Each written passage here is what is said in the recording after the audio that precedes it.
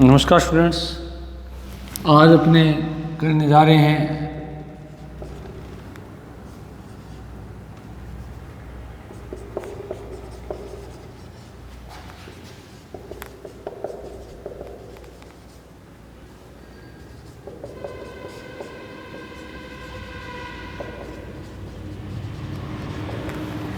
Development biology का lecture number 35वां lecture है, उसकी आज अपनी बात करेंगे।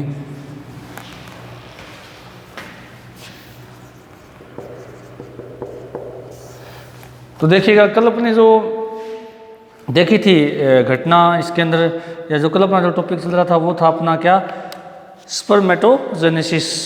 क्या चल रहा था अपना, स्पर्मेटोजेनेसिस। वैसे मैं आपको टॉपिक के बारे में बताता हूँ कि जो अपना मेन टॉपिक था वो क्या चल रहा था। अपना मेन टॉपिक था कि हम पढ़ रहे थे ovarian cycle and their neuro endocrine control. अपना टॉपिक ही था कि जो ओवेरियन साइकिल है,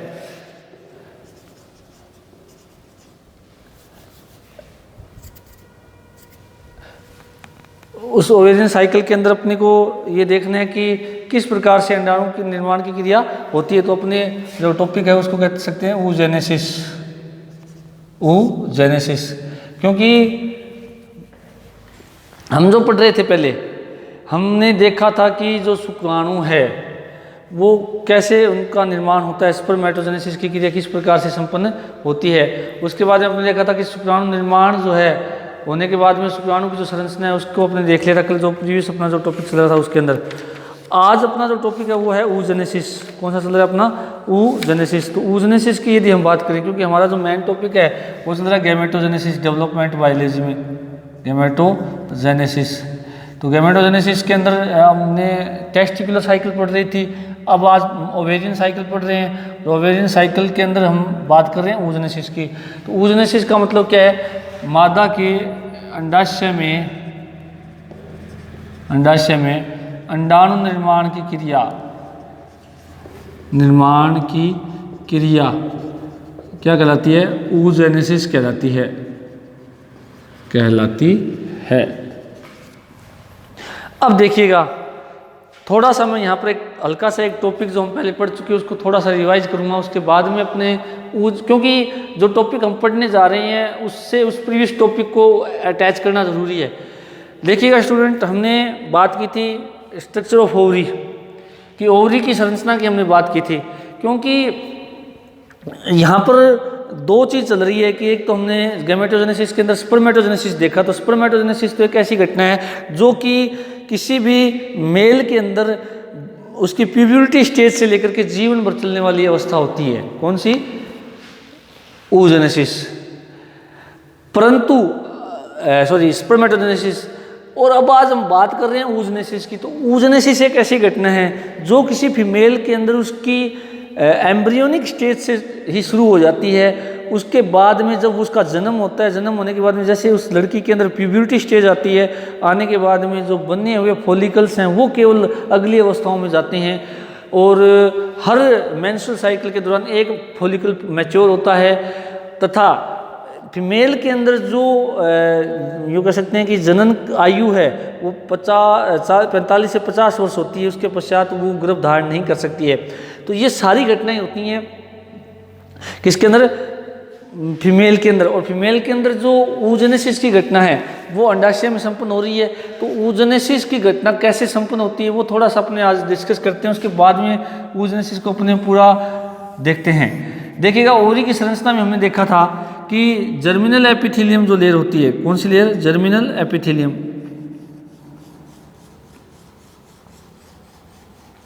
बताई थी इस प्रकार से जर्मिनल एपिथेलियम होती है।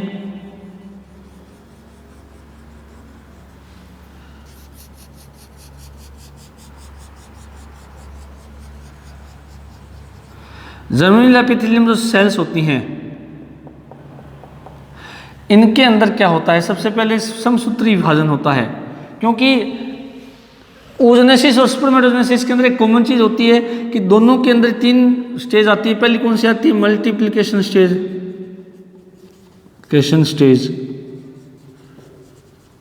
दूसरी स्टेज कौन सी आती है इसमें, ग्रोथ स्टेज।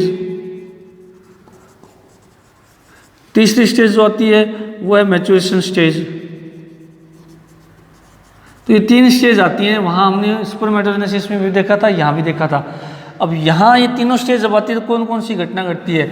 तो मल्टीप्लिकेशन स्टेज के अंदर वही समसूत्री विभाजन होता है। ग्रोथ स्टेज के अंदर शेप आकार और आकृति में बढ़ोतरी होती है या आकार में वृद्धि होती है। मैच्योरेशन स्टेज के अंदर वही अर्धसूत्री फर्स्ट और अर्धसूत्री सेकंड विभाजन होता है। तो अब देखिएगा कि मल्टीप्लिकेशन स्टेज जब आती है तो जर्मिनल एपिथेलियम जो है इसके अंदर क्या होता है? समसूत्री विभाजन होता है। समसूत्री विभाजन जब होता है तो यहाँ पर बहुत सारी कोशिकाएं बनती है। उन कोशिकाओं में कुछ कोशिकाएं तो इस तरह से बाहर की ओर व्यवस्थित हो जाती है जिनको हम कहते हैं पुटक कोशिकाएं, और एक कोशिका अपने आप को अंदर व्यवस्थित कर देती है जिसको हम कहते हैं ऊगोनिया कोशिका कहते हैं। क्या कहते हैं इसको? ऊगोनियल सेल्स कहते हैं। अब ये जो ऊगोनिया कोशिका है ये आगे जाकर के किसका निर्माण करती है? अंडाणु का निर्माण करती है। और जो बाहर की पुटक कोशिकाएं हैं ये सारी 2n सेल्स होती है, ये इस ऊगोनिया को पोषण प्रदान करती है और साथ में इसको यूँ कह सकते हैं कि एक प्रकार से इस व्यवस्था में ही रखती है ताकि ये पुटक बना रहे। तो ऊगोनियल जो सेल्स है वो चारों तरफ पाई जाती है। ये भी 2n सेल होती है। अंदर जो मौजूद जो सेल है ये ऊगोनिया होती है और जो बाहर की ओर होती है ये पुटक कोशिकाएं या फोलिकुलर सेल्स होती हैं। और ये भी 2n होती है, बाहर वाली कोशिका और अंदर वाली भी क्या होती है? 2n सेल होती है।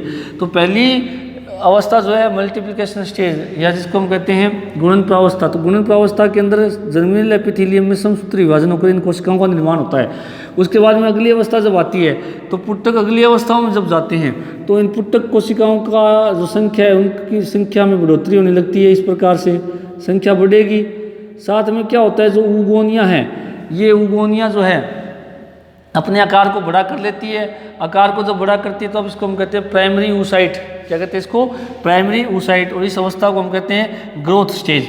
उसके बाद में अगली जब अवस्था आती है तो उस अगली अवस्था को हम कहते हैं, ये प्रीमोर्डियल फॉलिकल था, ये प्रीमोर्डियल फॉलिकल है, ये प्राइमरी फॉलिकल था, ये अगला कौन सा बनता है? Vesicular follicle. वेजिकुलर फॉलिकल में क्या है? ये जो सेल डिवीजन करती है कौन सी कोशिकाएं? पुटक कोशिकाएं। करने के साथ साथ यहाँ पर क्या होता है? अर्धसूत्री फर्स्ट शुरू हो जाता है। अर्धसूत्री फर्स्ट शुरू होगा तो अर्धसूत्री फर्स्ट से फिर अर्धसूत्री सेकंड की ओर की अवस्थाएं आएंगी। तो उसमें क्या होता है कि यहाँ पर साथ में गुहा बन जाती है। इस गुहा को एंट्रम कहते हैं, वेजाइकल कहते हैं। इस पुटक को क्या कहते हैं? वेजिकुलर फॉलिकल कहते हैं। और साथ में जो ये अंदर अब सेकेंडरी oocyte है, इस सेकेंडरी oocyte के चारों ओर एक लेयर और बन जाती है जिसको हम कहते हैं जोना पेलिसुडा। उसके बाद में अगली अवस्था में क्या होता है कि ये जो कोशिकाएं होती हैं पुटक कोशिकाएं, इनके बाहर की ओर एक थीका नामक लेयर बन जाती है। क्या बन जाती है? थीका नामक लेयर बन जाती है। थीका 2 भागों में बनती होती है, थीका एक्सटर्ना और थीका इंटरना। थीका एक्सटर्ना जो होती है वो क्या करती है? लैनकारी एंजाइम स्त्रावित करती है जिससे पुटक फटने में सहायता मिलती है। थीका जो इंटरना है वो एस्ट्रोजन हार्मोन का क्या करती है? स्त्राव करती है। साथ में क्या होता है यहाँ पर ये जो सेकेंडरी oocyte बन चुकी होती है या कुछ जंतुओं में इसको हम ओवा कह सकते हैं, तो ये बन चुका होता है। उसके बाद में इसके चारों ओर zona pellucida, corona radiata, cumulus oophorus layers बन जाती है। इस पुटक को हम कहते हैं ग्राफियन फॉलिकल। क्या कहते हैं इसको? Graafian follicle. अब देखिएगा थोड़ा सा मैं हार्मोनल संबंध भी बताता हूँ। इन पुटकों का इस अगली अवस्थाओं में जाना कौन से हार्मोन के द्वारा नियंत्रित होता है? FSH। रज चक्र के 14वें दिन ये पुटक फट जाता है, जो मैंने बताया था। फटने के लिए कौन सा हार्मोन जिम्मेदार होता है? LH। LH के द्वारा जैसे ये फटता है तो फटते ही कौन सा? या तो ओवा या ये कह सकते हैं सेकेंडरी oocyte। कुछ जंतुओं में ओवा, कुछ में सेकेंडरी oocyte बाहर निकल कर कहाँ चला जाता है? ओविडक्ट में, अंडवाहिनी में चला जाता है। अंडवाहिनी में जाने के बाद में ये निषेचन के लिए जाएगा और शेष जो पुटक कोशिकाएं हैं वो मिलकर किसका निर्माण करती है? कार्पस ल्यूटियम का। कार्पस ल्यूटियम के द्वारा प्रोजेस्टेरोन हार्मोन स्त्रावित होता है। तो ये सारी स्ट्रक्चर जो है ये किसकी होती है? अंडाशय की। तो यहाँ देखो मल्टीप्लिकेशन स्टेज आ रही है जिसमें ये बहुत सारी जो 2n सेल्स हैं, चाहे ऊगोनिया हो चाहे फॉलिकल सेल, उनका निर्माण हो रहा है। ग्रोथ स्टेज आती है तो जिसके द्वारा जो ऊगोनिया है वो आकार बढ़ा करके प्राइमरी oocyte में चेंज हो जाती है। और मैच्योरेशन स्टेज जब आती है तो अर्धसूत्री फर्स्ट और अर्धसूत्री सेकंड हो रही है, जिससे पुटक तो कौन सा बनता है? ग्राफिन बनता है। और अंदर यहाँ पर क्या बन जाता है? तो सेकेंडरी oocyte बन रहा है या क्या बनता है? ओवा। तो इस प्रकार हम देख रहे हैं कि ये तीनों की तीनों स्टेजेस जो हमने स्पर्मेटोजेनेसिस में भी पढ़ी थी और यहाँ भी पढ़ी है। अब मैं आपको थोड़ा बता देता हूँ कि मल्टीप्लिकेशन स्टेज और मैच्योरेशन स्टेज तो लगभग जैसा स्पर्मेटोजेनेसिस में था वैसे ही रहती हैं, परंतु यहाँ ग्रोथ स्टेज जो है ये बहुत लंबी होती है। ग्रोथ स्टेज जो है वो अलग अलग जंतुओं में अलग अलग समय की होती है। जैसे मेंढक में ये माना जाता है इसमें 2.5 से 3 साल लग जाते हैं। कितने लग जाते हैं? 2.5 से 3 साल लग जाते हैं। उसके अलावा मनुष्य के अंदर ये क्या होती है, 14 दिन की होती है। चूहे में ये जो है 16 दिन की होती है। मुर्गी के अंदर 6 से 14 दिन लगते हैं। तो अलग अलग जंतुओं में ये जो ग्रोथ स्टेज है इसके अंदर समय ज़्यादा लगता है तुलना में किसके? स्पर्मेटोजेनेसिस के। यानी oogenesis की जो ग्रोथ स्टेज है वो स्पर्मेटोजेनेसिस की तुलना में बड़ी होती है। अब उसका रीज़न भी मैं आपको बता देता हूँ। जैसे सबसे बड़ी मेंढक में देखी गई है 2.5 से 3 साल की, मनुष्य में 14 दिन की, उसके अलावा चूहे में 16 दिन की और मुर्गी में 12 से 16 दिन की होती है। तो इस प्रकार की ग्रोथ स्टेज। अच्छा, वजह क्या है इसकी? वजह यही है क्योंकि यहाँ पर क्या करता है कि जो आगे जाकर अंडा बनना होता है, इस ग्रोथ स्टेज से आगे जब बनेगा अर्धसूत्री फर्स्ट और अर्धसूत्री जब सेकंड होता है तो उससे क्या बनता है? अंडाणु या सेकेंडरी oocyte बनता है। तो अंडाणु बनेगा तो वो आगे निषेचन में भाग लेता है और अंडाणु से आगे जाकर के किसका निर्माण होता है? जाइगोट का निर्माण होता है। क्योंकि शुक्राणु गति करके उस अंडे के अंदर प्रवेश करता है तो अंडे से ही आगे जाइगोट बनता है। तो इसलिए जाइगोट के अंदर जो भ्रूण डेवलप होगा उसको क्या चाहिए? पोषण चाहिए। तो साथ में वहाँ पर प्रोटीन संश्लेषण जैसी घटनाएं हैं वो संपन्न होनी होती है, प्रोटीन्स का निर्माण होना होता है। उसके अलावा वहाँ पर पित्तक नामक जो एक पोषक पदार्थ है वो वहाँ चाहिए। उसके अलावा वहाँ पर जो भी यूँ कह सकते हैं कि mRNA, RNA, tRNA, DNA, इन सब की मात्रा हमें क्या चाहिए? ज़्यादा चाहिए। कब? निषेचन के बाद में। तो वो सारी की सारी तैयारियां जो है वो कौन सी स्टेज में होती है? ग्रोथ स्टेज में होती है।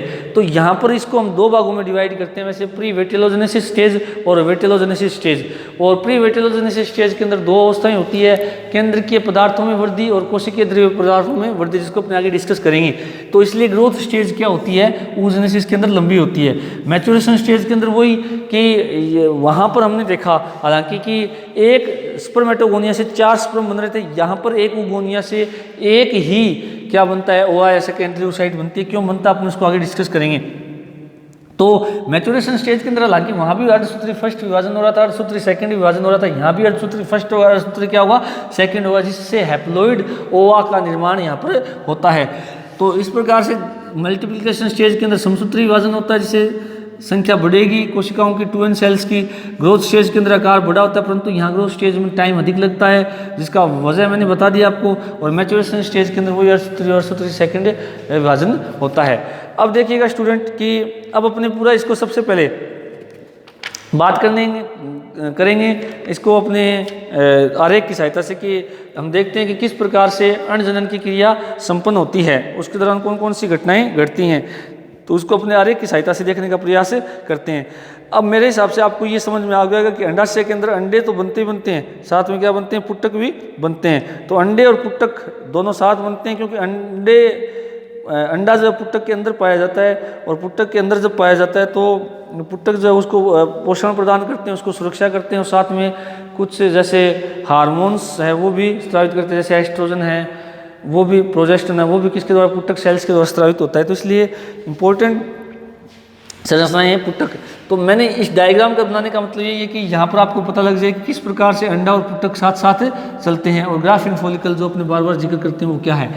अब देखिएगा हम बात करते हैं oogenesis की आरेख के द्वारा। oogenesis को हम किससे पढ़ते हैं? आरेख के द्वारा पढ़ते हैं।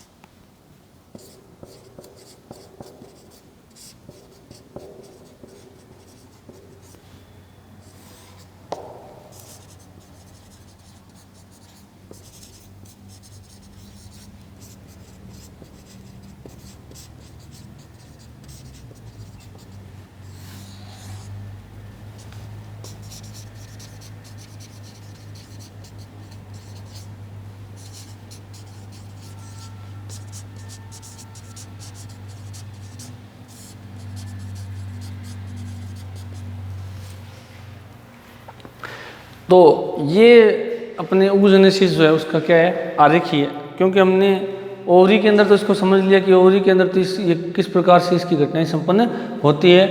अब अपनी बात कर रहे हैं यहाँ पर किस प्रकार से पुटक के अंदर यानी ओवरी के अंदर फॉलिकल और फॉलिकल के अंदर किस प्रकार से कोशिकाओं में ग्रोथ हो रही है, समसूत्री विभाजन हो रहा है, अर्धसूत्री विभाजन हो रहा है। तो हम यहाँ फॉलिकल की बात नहीं करेंगे, क्योंकि फॉलिकल की बात हम ओवरी के अंदर कर चुके हैं। यहाँ पर किसकी बात करेंगे, केवल और केवल हम किसकी बात करेंगे, केवल और केवल एक अंडाणु निर्माण की क्रिया का बात करेंगे, और फॉलिकल के अंदर होने वाली घटना है, जिसके अंदर सारे फॉलिकल आ जाएंगे। प्रीमोर्डियल फॉलिकल भी है, प्राइमरी भी है, वेसिकुलर भी है और ग्राफिन, चारों फॉलिकल्स से होकर के हम यहाँ तक पहुँचते हैं। देखिएगा, सबसे पहले जर्मिनल एपिथेलियम के अंदर क्या होता है, समसूत्री विभाजन होता है। समसूत्री विभाजन होगा तो एक जर्मिनल एपिथेलियम से कितनी कोशिका बनेगी, 2, क्योंकि समसूत्री विभाजन में एक बार होता है, तो प्रत्येक जर्मिनल एपिथेलियम की जो सेल उससे 2 कोशिका बनती है।